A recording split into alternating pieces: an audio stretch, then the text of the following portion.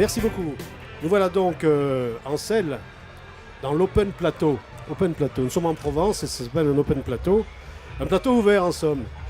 Avec Monsieur Franck de Gogh, Dracénie Nautic Club, il va nous expliquer ce que ça signifie. Et Monsieur l'Empereur, Eric, du groupe Zone Urbaine Est Draguignan. Tout un programme. Donc, en commençant par vous, et dans le sens des aiguilles d'une montre, ça va pas tarder pour vous.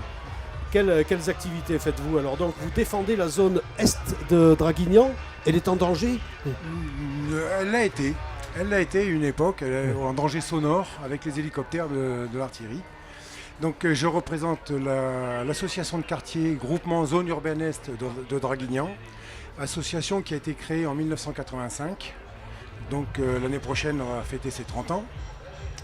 Le but de cette association, c'est de défendre les intérêts de ses adhérents, d'essayer d'en améliorer les qualités de vie. Et donc nous avons des contacts permanents avec la mairie, la communauté d'agglomération. Vous avez combien d'adhérents? On a une quarantaine de familles, on représente une quarantaine de familles. Alors quel est le fléau que vous combattez le plus? Alors on a les vitesses excessives, on a les problèmes d'ADSL avec des niveaux dans notre quartier qui sont très faibles pour les communications. On s'occupe d'intervenir dans l'avenir de notre quartier, c'est-à-dire dans les projets qui auront lieu à Sainte-Barbe, dans tout le quartier, tous les projets on est partenaire de tous les projets qui sont dans le quartier. Alors un petit détail avant de passer à monsieur ensuite, la parole vous reviendra, mais l'Est de Draguignan se bat pour sa qualité de vie plus que d'autres quartiers. Il y a d'autres quartiers comme le vôtre? Il existe, à ma connaissance, il existe 2 autres associations de quartiers sur Draguignan. Il y en a une qui est, je ne sais pas si elle est encore là d'ailleurs, au Selve, et une au Flyosquet. Mais sinon, à ma connaissance, ce sont les seuls. Donc malheureusement, merci aux hélicoptères qui ont fédéré votre... Peut-être. Et donc, alors nous avons été retenus par la mairie depuis pas mal d'années comme membres de la commission consultative des marchés publics. Que ce soit pour l'eau, pour les marchés, pour les poubelles, pour les cantines scolaires, pour ces choses-là. Donc il existe des commissions consultatives et nous sommes, qui sont paritaires, des élus et des associations, et nous avons été retenus comme association faisant partie de la commission des marchés publics.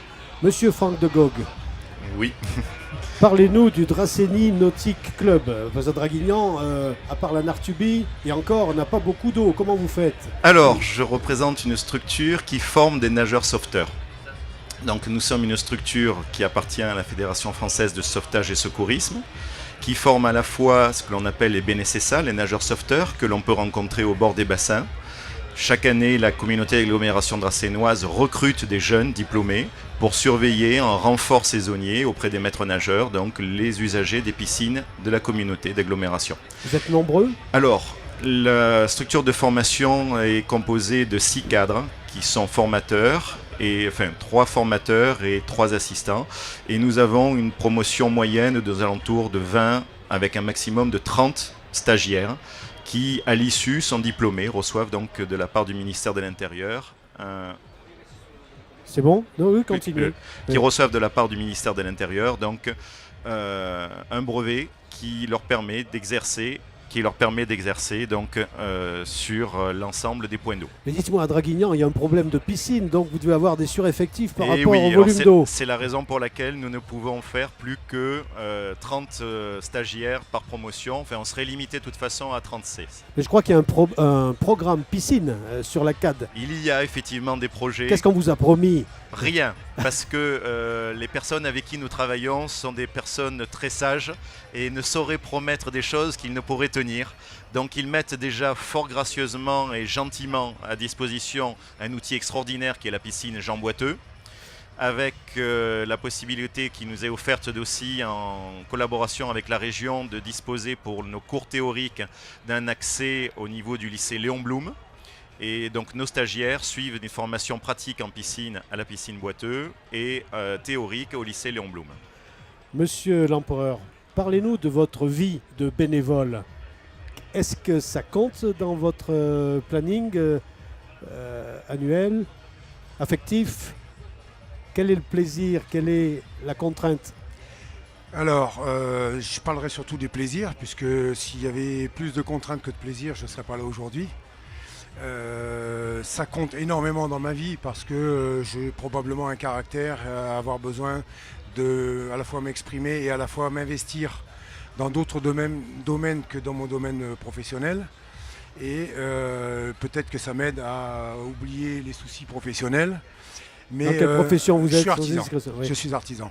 Et donc j'ai déjà une vie bien remplie au niveau professionnel, mais j'ai le besoin d'aller au-devant des autres. Et notre association, c'est pas seulement la défense, mais il y a un côté lien social avec les anciens qui est important chez nous, puisqu'on a quand même une bonne partie de nos adhérents qui sont relativement âgés.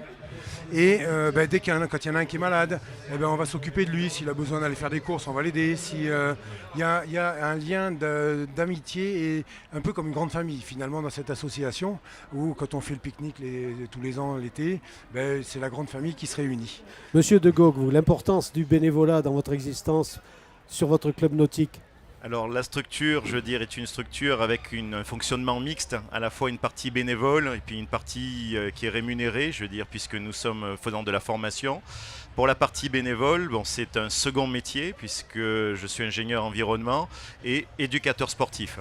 Et donc tout au long de l'année, j'entraîne, je forme des futurs nageurs sauveteurs et je suis en même temps moniteur de secourisme. Donc je donne aussi des cours de secourisme, ce qui permet, je veux dire, de faire entrer bon nombre de jeunes dans la vie active en ayant un job d'été, en ayant une passion et en se distinguant des autres par l'altruisme. Exactement. Donc l'associatif, c'est plus que le développement d'une activité, c'est la relation. C'est le relationnel, c'est énorme. Je veux dire, la Fédération française de sauvetage et secourisme, chaque année participe sur des opérations de sensibilisation au sauvetage, au secourisme, sur les plages, dans les rues, parce que l'on voit encore trop de personnes se noyer en France et on voit encore trop de personnes rester seules au sol, dans la rue, devant des passants qui sont parfois indifférents. Un truc, on m'a dit qu'un noyé ne faisait jamais ça. Un noyé se coule silencieusement sans geste. Alors il faut savoir que de 0 à 3 mois, un bébé qui tombe dans l'eau ne va même pas émettre un seul cri. Jusqu'à peu près 3-4 ans, il va couler à pic en faisant quelques bulles, puisqu'il va avoir le réflexe de tout de suite inhaler l'eau. Et un adulte va se débattre effectivement, mais on a pratiquement 50% de noyades qui sont dites secondaires, c'est-à-dire consécutives à, par exemple, une détresse vitale, un arrêt cardiaque, et donc là, le noyé va aussi couler très très rapidement. Voilà, qu'on se le dise, ceux qui vont se jeter dans l'eau cet après-midi, qu'ils gesticulent s'ils perdent pied. Un dernier mot, vous êtes quand même dans le combat aussi, dans votre association. Alors, combat, je n'emploierai pas ce mot-là, puisque nous travaillons avec la mairie, avec la communauté d'agglomération, mais de manière positive, et donc c'est pas un combat, c'est une complémentarité. Je pense qu'il y a une grosse nuance, et dans la démarche, c'est très différent. Je vous remercie. Nous avons donc accueilli M. Franck de Gaugue pour Dracénie Nautic Club et M. l'Empereur, Eric, pour le groupe, le groupe de défense de la zone urbaine Est-Draguignan. Merci de nous avoir permis de parler, d'avoir le micro. Merci et bonne continuation dans vos belles activités, messieurs.